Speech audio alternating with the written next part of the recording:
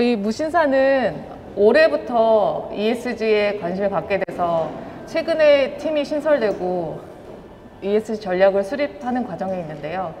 그 과정에서 저희가 고민했던 부분, 그리고 리서치하면서 찾아낸 재밌는 팩트와 사례들을 먼저 공유드리고 저희 무신사의 ESG 전략에 대해서 간단하게 말씀드리도록 하겠습니다.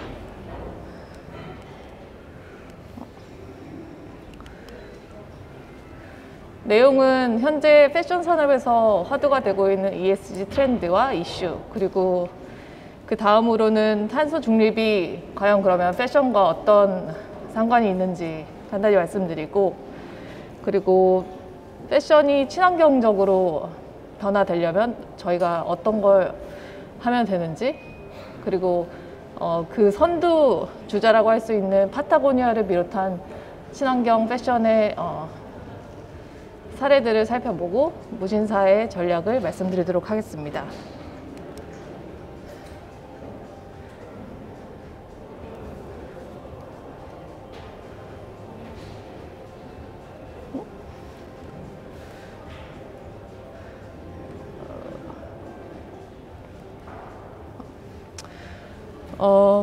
최근 2년 동안 팬데믹으로 인해서 전 지구가 멈춰버리는 바람에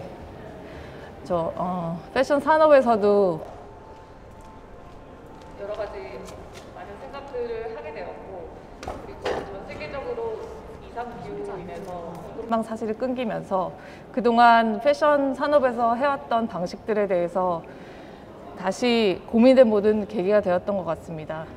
그리고 공교롭게도 팬데믹 기간이 2018년 UN COP24와 올해 11월에 있었던 2021년 COP26 두 차례 그 UN 기후협약 총회 사이에 있었기 때문에 더 이상 우리가 이렇게 그동안의 방식대로 패션을 만들어 와서는 안 되겠다는 그런 자성의 계기가 되었던 것 같습니다.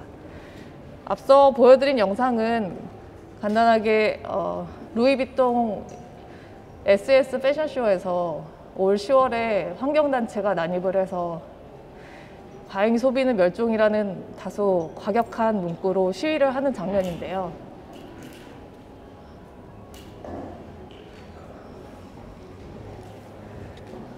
이 단체의 주장은 패션 산업, 특히 럭셔리 패션에서 과잉 소비와 과소비를 부추기는 패션 업계가 그동안 이렇게 해왔던 생산 방식을 멈추고 친환경적으로 더 적극적으로 행동해야 된다. 그리고 정부가 패션 업계가 이렇게 환경을 파괴하는 것을 그동안 바라보기만 했는데 더 적극적으로 규제를 하고 간섭을 해야 된다는 그런 주장을 하였습니다. 그래서 LVMH가 특히 이런 기후 대응에 적극적으로 참여를 하지 않아서 공격의 대상이 됐던 건데요. 럭셔리 패션 산업계에서는 그동안 환경 오염과 상관없이 브랜드 가치를 지킨다는 명목으로 매년 몇백억이 넘는 재고를 소각하는 등 그런 행보를 벌여왔습니다. 특히 2018년에 버버리에서 400억이 넘는 재고를 소각해서 환경단체의 거센 비난을 받았는데요. 이 일 이후에 패션업계에서도 되게 자성의 목소리가 높아졌기 때문에 UN 산하의 패션 인더스트리 차터 포 클라이밋 액션이라는 패션 산업의 이해 관계자들이 기후 위기에 공동 대응하고자 만든 기구가 생기게 되었습니다.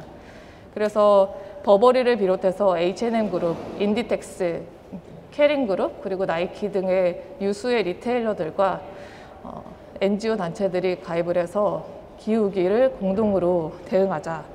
그래서 2030년까지는 온실가스 배출을 50% 감축하고 100% 재생에너지를 사용하자는 목표를 세웠습니다.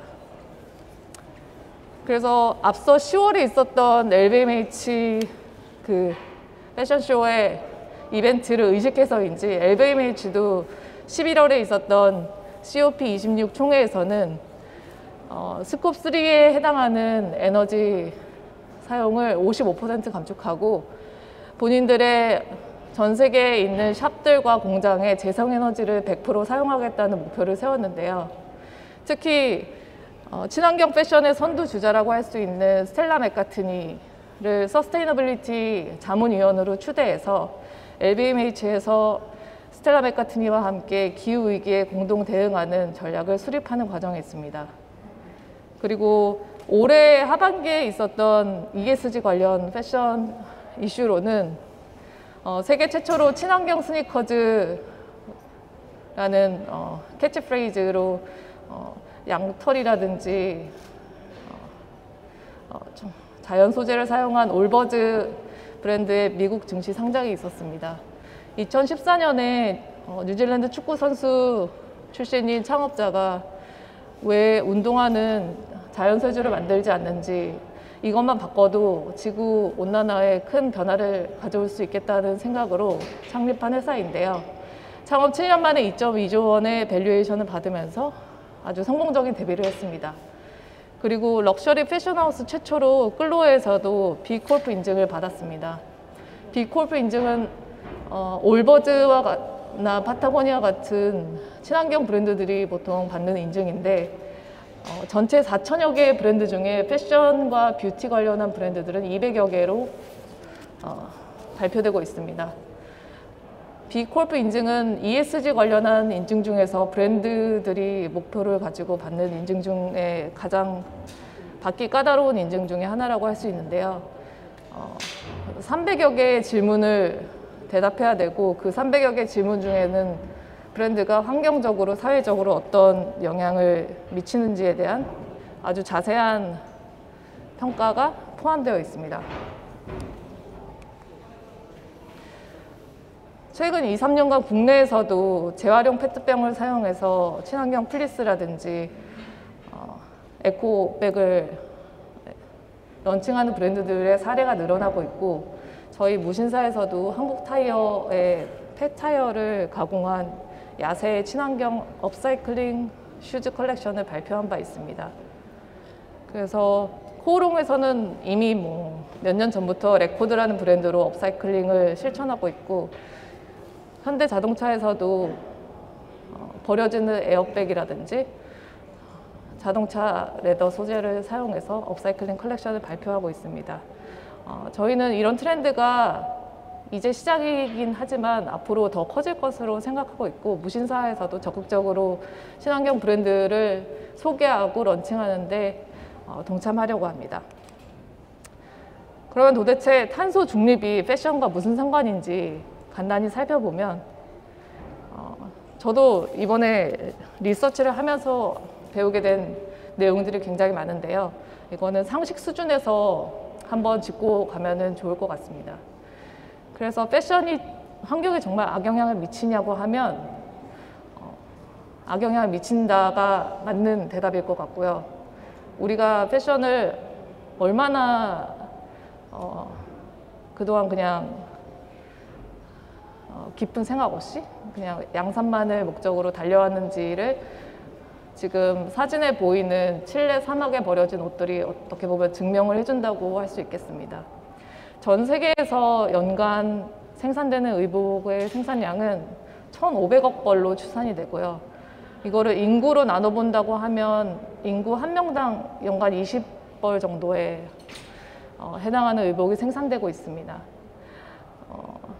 소비가 활발한 미국 같은 경우에는 인구 한 명당 연간 50에서 60벌 정도의 의복을 소비한다고 합니다.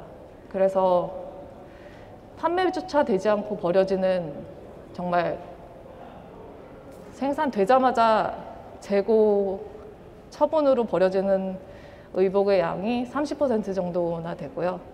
옷을 입은 다음에 버려지고 다시는 재활용되지 않는 비율이 99%에 달합니다.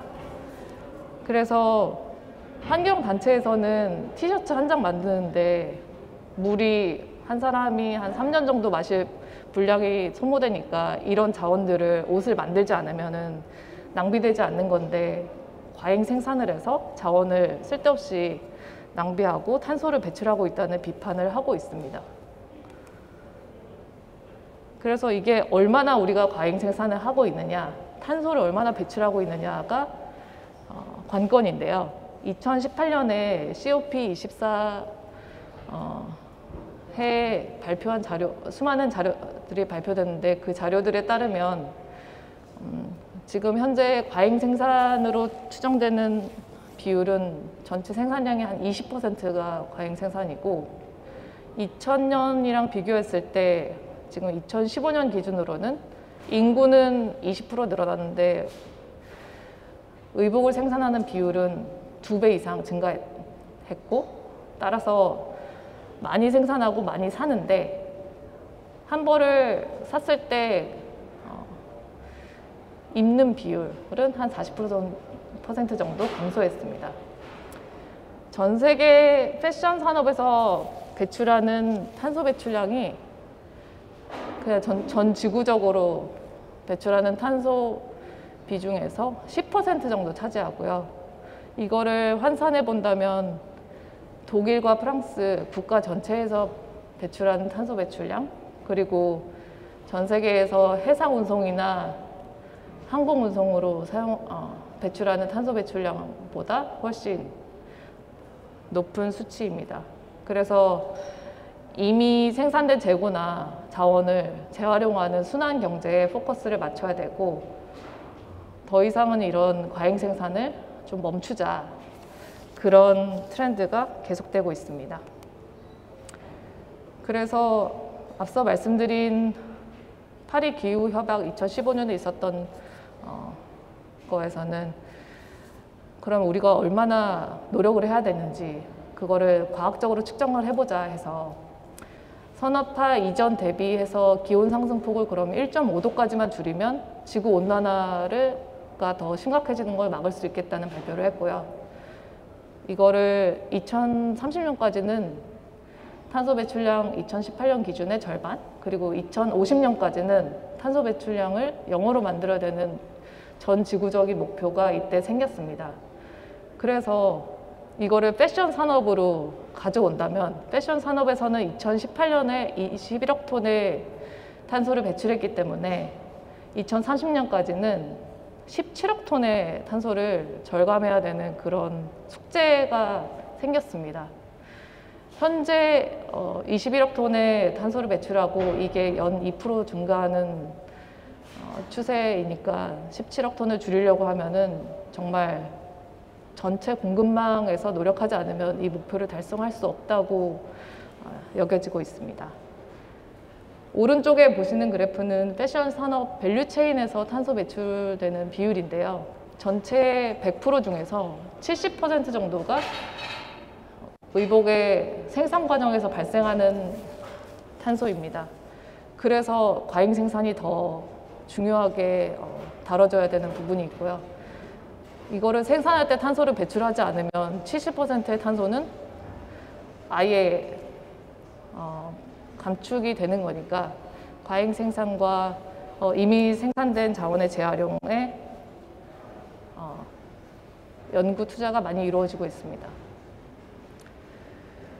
17억 톤의 탄소를 배출하기 위해서 저희가 해야 될 일을 맥킨지에서 조사한 발표 자료인데요. 이거를 17억 톤을 오른쪽 그래프에서 브레이크다운을 한 거라고 보시면 되는데 생산 단계에서 재생에너지를 사용하고 에너지 효율을 개선하는 게 사실은 63%에 해당하는 가장 큰 비율입니다. 근데 전 세계 공급망이 펼쳐져 있고 제3세계 도상국이라든지 이거는 굉장히 광범위하게 이루어져야 되는 일이기 때문에 장기적인 관점에서 접근을 해야 되는 거고 리테일러나 저희 같은 플랫폼에서 할 수 있는 일들은 파란색으로 표시된 과잉 생산 감축이랑 친환경 소재를 사용한 컬렉션을 더 발표하고 이거를 기존에 생산되던 방식을 대체하는 그런 방향으로 더 움직여야 된다고 보고 있습니다. 그래서 지금 이번 포럼의 주제인 친환경과 디지털 트랜스포메이션이 중요한 역할을 한다고 할 수 있겠는데요. 다음에서는 온디맨드 생산과 친환경 소재의 개발을 중점적으로 말씀드리겠습니다. 그러면 우리가 이렇게 살아가는 패션이 지구를 덜 해치는 방향으로 가자고 하면 우리는 어떤 걸 해야 되는지, 그걸 또 앞서서 연구하고 실천에 옮기고 있는 사례들이 있는데요. 온디맨드 생산이 패션 산업의 과잉 생산을 막을 수 있는 아주 좋은 방안이라고 생각하는 트렌드가 생겨나고 있습니다. 이거는 기존에 6개월에서 1년 전에 사전 트렌드를 예측하고 디자인을 만들어서 주문을 하고 대량 생산을 해서 안 팔리는 재고는 할인 판매하고 그래도 안 팔리면은 그냥 폐기 처분하는 그런 기존의 방식을 아예 그러면 주문을 하고 생산을 하면 어떠냐고 해서, 그러면 리드 타임도 줄일 수 있고 우리가 그렇게 쓸데없는 재고를 많이 생산하지 않으면서 정말 적기적시에 공급을 할 수 있으면 이게 아이디어란 모델이 아니냐고 해서 계속 개발이 되고 있습니다.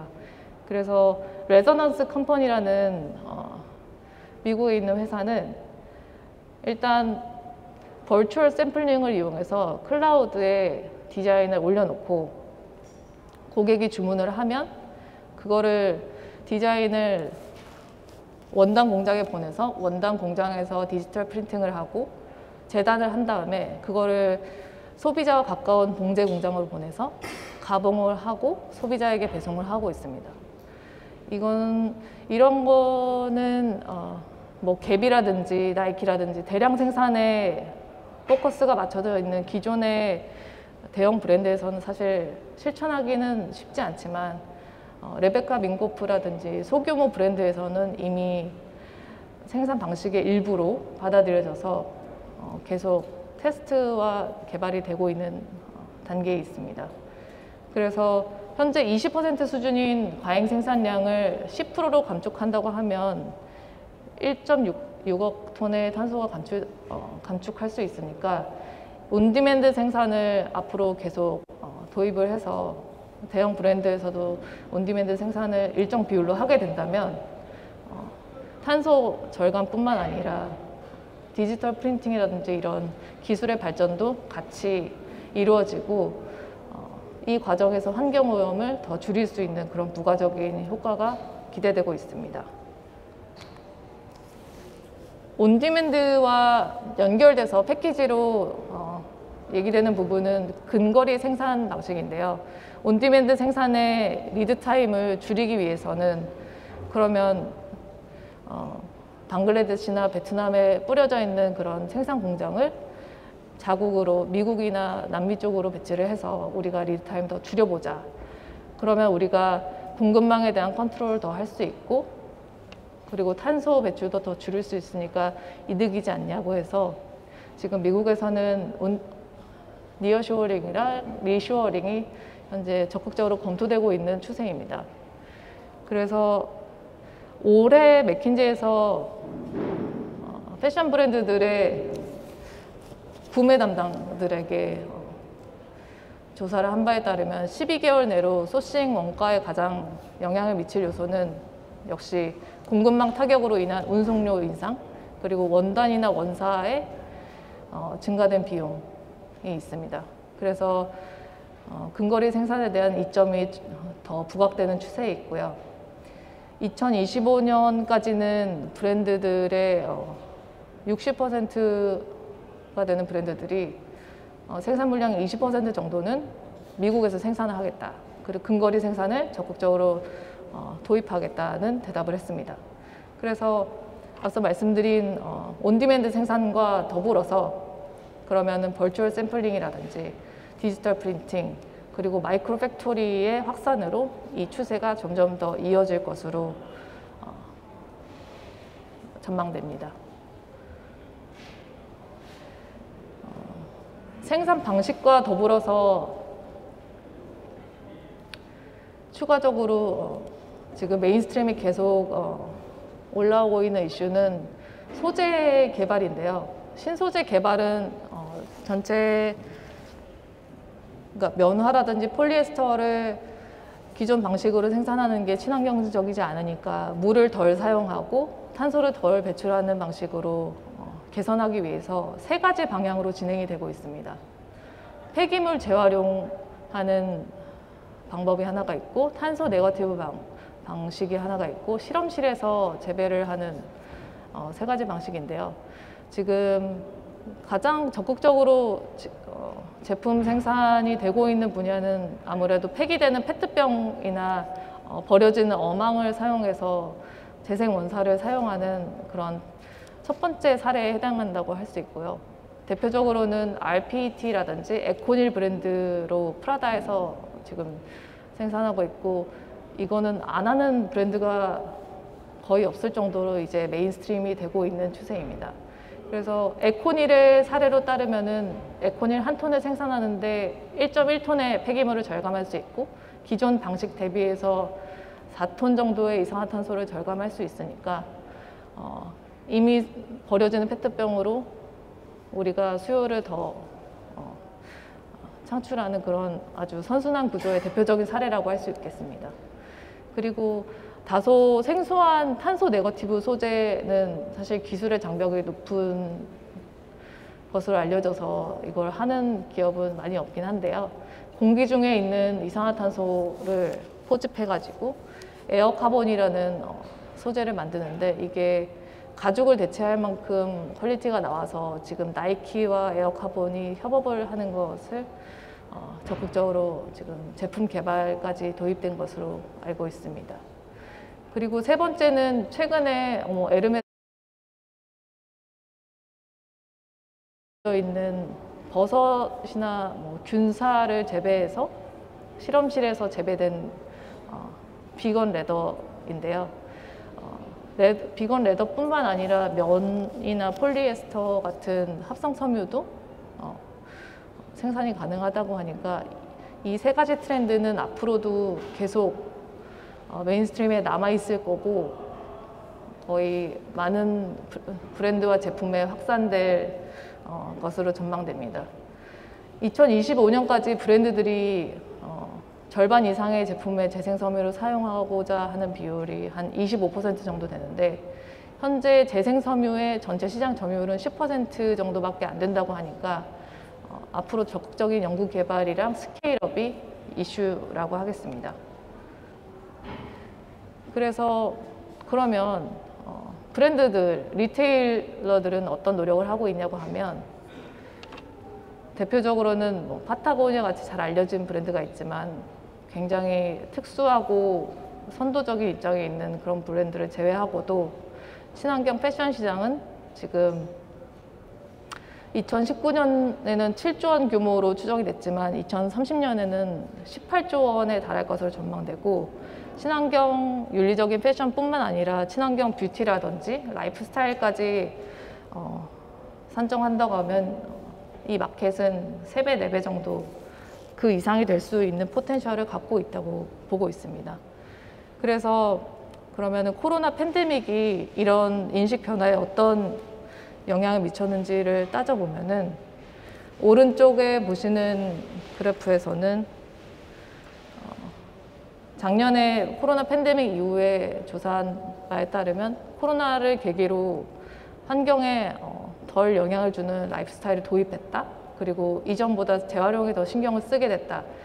친환경 패키징 제품을 구매하게 됐다는 비율이 거의 60% 이상에 해당할 정도로 이제 코로나가 모든 것을 바꿔놨고, 앞으로도 이 영향이 계속 갈 것이라고 생각됩니다.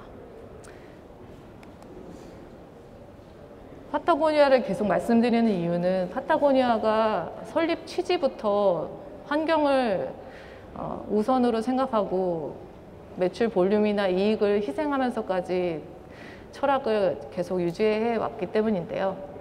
파타고니아는 2025년까지 넷 제로를 선언했고, 현재 재활용 소재 사용률은 68%, 생산 라인의 거의 83%를 공정무역 인증된 라인으로 구축하는 데 성공했습니다. 파타고니아에서는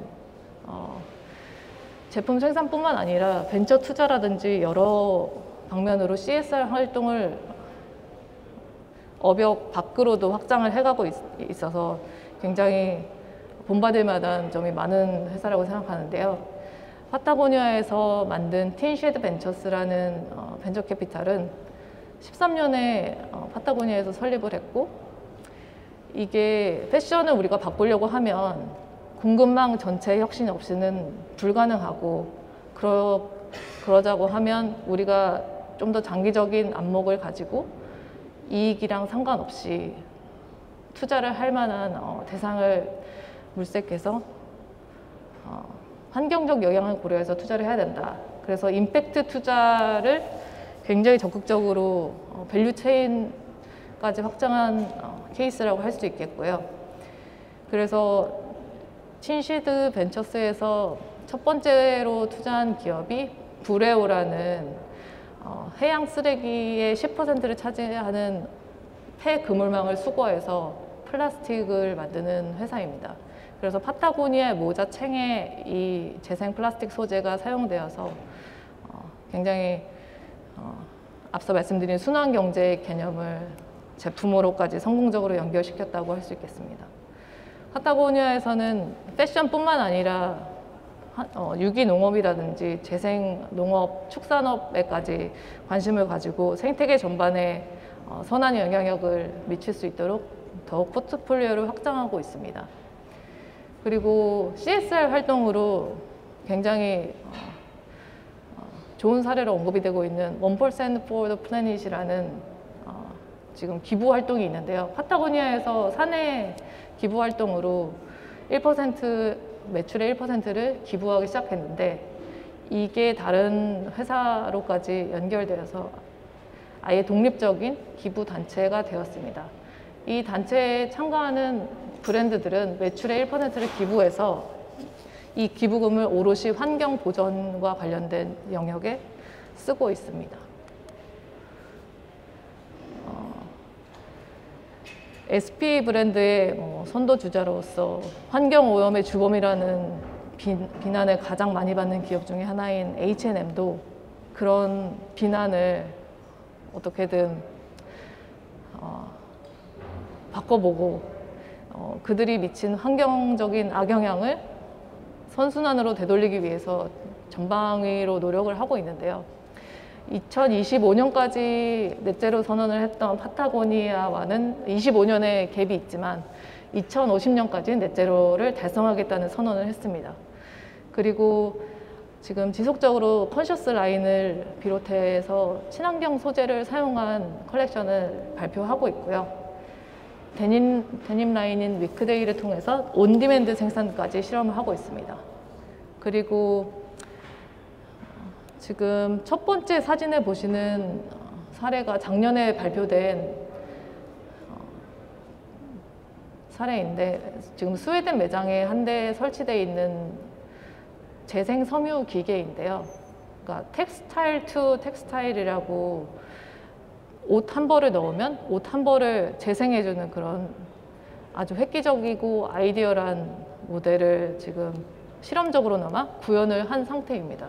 그래서 이론적으로는 이런 기계가 많이 도입이 된다면은 저희가 평생 옷을 한 20벌 정도만 사도 이걸 계속 재생할 수 있는, 영원히 재생이 가능한 그런 모델이 탄생했다고는 볼 수 있겠습니다. 그리고 H&M에서는 재단이랑 또 벤처 캐피탈을 통해서 지금 소재 기업과 재활용 기업에 투자를 해서 그들이 지금 환경에 미치고 있는 영향을 선순환으로 바꾸는데 계속 노력을 하고 있습니다. 이 브랜드는 최근에 2018년에 생긴 신생 브랜드이고 아마도 앞으로 성장 가능성이 가장 큰 브랜드라고 생각되는 판가이아라는 브랜드인데요. 팬데믹을 기점으로 할리우드에서 스타들이 이런 스웨트 셋업이라든지 이 브랜드의 옷을 많이 입어서 굉장히 화제가 되었었는데, 탄생 과정부터가 조금 독특한 게, 러시아의 패션 셀러브레이트였던 그 왼쪽의 창업자가 그 패션이 환경에 미치는 영향을 우리가 기술로 한번 극복을 해보자 해서 오른쪽에 보이는 MIT 출신의 재료공학 박사를 영입해서 만든 브랜드입니다. 그래서 스스로를 패션 회사가 아니라 소재 기술 기업으로 정의를 하고 과학기술에 올인을 해서 소재 개발에 굉장히 몰두하고 있는 기업입니다. 그래서 뭐 런칭하자마자 2020년에 2년 만에 862억 원이라는 매출을 달성했고, 대표적으로 소재를 개발해서 발표하고 이거를 특허 출원하는 그런 드라이브를 걸고 있는데요. 오리털 충전재 대신에 야생화를 사용한 야생화 충전재 플라워 다운이라든지 해초를 사용해서 면 대신에 재생섬유를 만든 C 파이버라든지 이런 획기적인 기술로 환경에 미치는 영향을 최소화하기 위해서 노력하고 있고, B2B로 지금 사업을 확장해서 이런 소재를 사용하고자 하는 브랜드가 있다고 하면 그 소재를 제공하는 그런 역할까지 하고 있습니다. 로티스라는 기업을 마지막 사례로 언급을 드릴 건데, 이 회사는 아마도 넥스트 올버즈에 해당하는 회사일 거고, 지금 이미 유니콘 반열에 올랐고 순이익을 달성하고 있는 미국의 페트병을 재활용해서 신발을 만드는 회사입니다. 그 메건 마클 왕세자비가 공식 석상에서 자주 착용해서 화제가 됐었고요. 파타고니아의 소재, 친환경 소재 사용에 영감을 받아서 2016년에 만들어졌습니다. 그 두 명의 창업자가 왼쪽에 보여지는 분들이고요. 샌프란시스코에서 창업을 하게 된 이유는 바다에 버려지는 페트병이 너무 많아서 이거를 어떻게 하면 우리가 패션에 녹여서 제품을 만들 수 있을까 하고 연구 개발에 몰두해서 페트병 3개를 가지고 6분 만에 3D 프린터를 사용해서 신발을 제조할 수 있는 기술을 확보했습니다. 그래서 골드만삭스라든지 그런 메인스트림에서 투자를 많이 받았고, 앞으로 뭐 상장 넥스트 올버즈로 상장도 점쳐지고 있는 회사입니다. 그러면은 앞서 굉장히 좋은 사례들을 말씀드렸는데, 모신사는 ESG를 어떻게 풀어갈지 저희가 요새 고민하고 있는 부분인데요. 이걸 간단하게 공유를 드리면은, 무신사에서는 무신사가 잘할 수 있는 분야, 그러니까 친환경 브랜드라든지 제품의 매력과 철학을 잘 보여주는 컨텐츠를 생산하는 그런 쪽과 이거를 그래서 잘 파는 것에 집중을 하자. 그게 첫 번째 방향이고, 두 번째는 브랜드와 상품이 고객에게 전달되고 배송되는 그 경험의 개선을 하자. 그래서 두 가지 방향으로 현재 전략을 짜고 있습니다. 그래서 브랜드 제품단에서는 무신사 얼스라는 친환경 카테고리 전문관을 내년에 런칭할 계획이고요. 그래서 친환경 패션뿐만 아니라 클린 뷰티 그리고 라이프스타일 제품까지 확장을 해서 친환경 카테고리관에서 보여드릴 전망입니다. 그리고 저희가 검색 기능이 굉장히 개발되고 있는 플랫폼 중에 하나인데, 친환경 키워드 검색이 가능하도록 친환경 키워드 검색 기능을 추가할 예정이고요. 상세 페이지에서 저탄소 실천을 위한 소재 케어 정보 등 가능한 한 저탄소 라이프의 가이드라인을 많이 드릴 수 있도록 노력할 예정입니다. 그리고 마케팅적인 측면에서는 현재 저희가 매거진이라든지 에디토리얼로 발행되는 컨텐츠에서 친환경 제품과 친환경 브랜드 관련한 에디토리얼을 대폭 늘릴 예정이고요. 그리고 무신사 얼스 인덱스라는 가칭을 만들었는데, 친환경 브랜드와 상품의 구매 지표가 될 수 있는 무신사만의 친환경 인덱스를 제공할 예정입니다.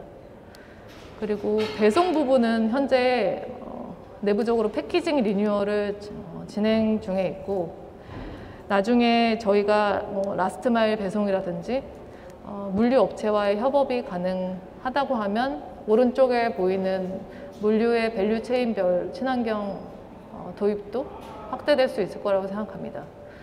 예를 들면 브랜드에서 상품을 포장하는 단계에서부터 불필요한 포장재를 제거하도록 유도하고, 그리고 친환경 생분해 재질로 패키징을 사용하게 해서 뭐 운송이라든지 물류센터 보관도 재생에너지를 사용해서 탄소 발자국을 최대한 줄이고, 친환경 패키지랑 운송장을 사용하는 것은 물론이고, 라스트 마일 배송 때 전기차를 배송하는 방안, 그리고 고객에게 재사용 패키지를 드리고 나중에 재사용 패키지를 수거하는 방향까지 갈 수 있을 거라고 생각합니다.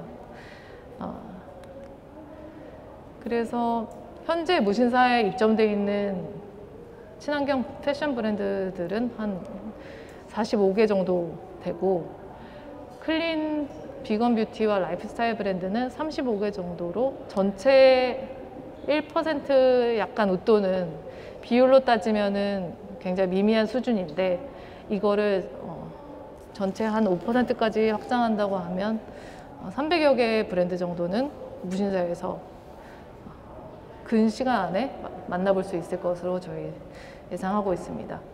그리고 여태까지 무신사 플랫폼에서 발행된 친환경 패션과 뷰티 관련한 에디토리얼은 881건 정도 되는데요. 이거가 최근 3년간에 발행됐던 건수이니까 앞으로 뭐 1년에 수백여 건의 에디토리얼을 발행하면서 친환경에 대한 고객의 인식을 더 높이고, 친환경이 어떤 선택지 중에 하나로 당연히 생각될 수 있도록 저희가 적극적으로 프로모션을 할 예정입니다. 무신사에서 현재 만나볼 수 있는 넥스트 파타고니아가 될 만한 브랜드들도 여러 있는데요. 간단히 소개를 드리면은 최근에 신동빈 회장님이 신고 언론에 등장하셔서 굉장히 화제가 됐던 LAR이라는 한국의 올버즈라고 생각될 만한 친환경 운동화 브랜드가 있습니다. 무신사에서도 당연히 친환경 스니커즈로는 1위를 달성하고 있고요.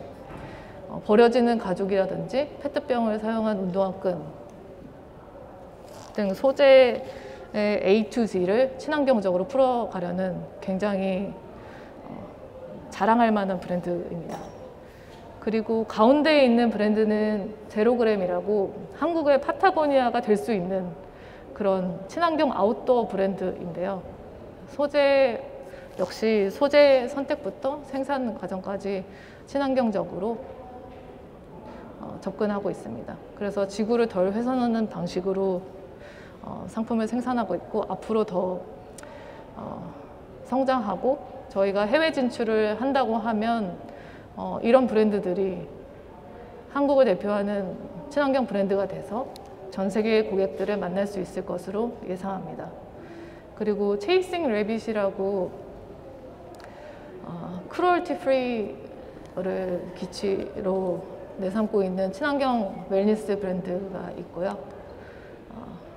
나머지 두 브랜드는 업사이클 브랜드인데, 버려지는 현수막과 텐트를 사용해서 가방과 액세서리를 만들고 있는 큐클리프와 카네이테이라는 브랜드가 있습니다.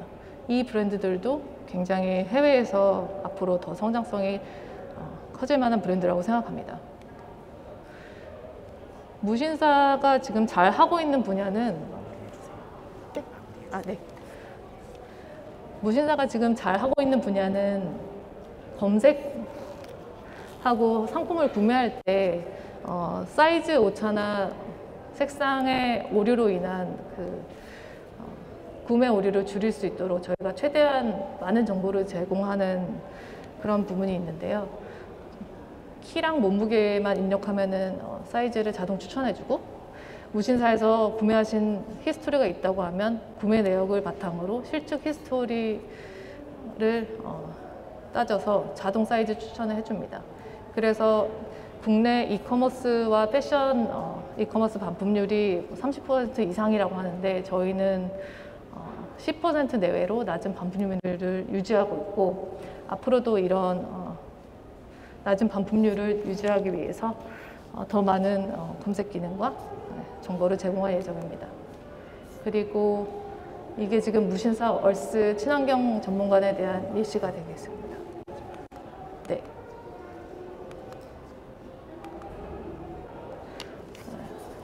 제가 앞에서 시간을 좀 많이 써가지고 다 말씀을 못 드렸는데